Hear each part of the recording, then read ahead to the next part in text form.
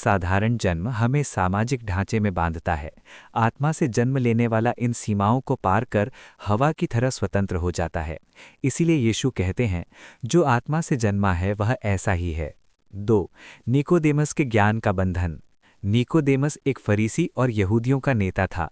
वह शास्त्र के शब्दों यानी लोगोस को तो जानता था, लेकिन उसकी आत्मा यानी रेमा को नहीं।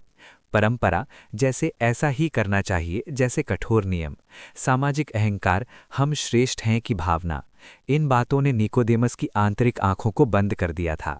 यीशु की शिक्षा ने उस ज्ञान के बोझ को चकनाचूर कर दिया जिसे उन्होंने वर्षों से संजोया था।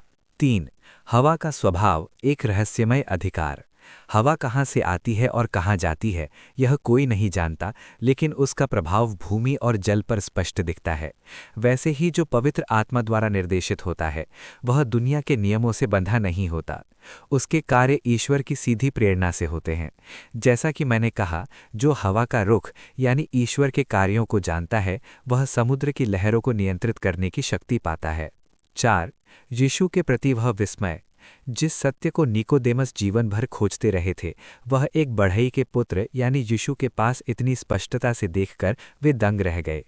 बुढ़ापे में मनुष्य कैसे जन्म ले सकता है, उनका यह प्रश्न तर्क पर आधारित था, लेकिन यीशु उन्हें तर्क से परे एक आध्यात्मिक आयाम में बुला रहे थे। निष्कर्ष, तंत्र बनाम ऊर्जा। पवित्र आत्मा से जन्म लेने वाला व्यक्ति किसी तंत्र या व्यवस्था की संपत्ति नहीं है, वह ऊर्जा का हिस्सा है। यीशु की शिक्षाओं का मुख्य उद्देश्य उस आत्मा को स्वतंत्र करना है जो कर्मकांड के पिंजरे में कैद है।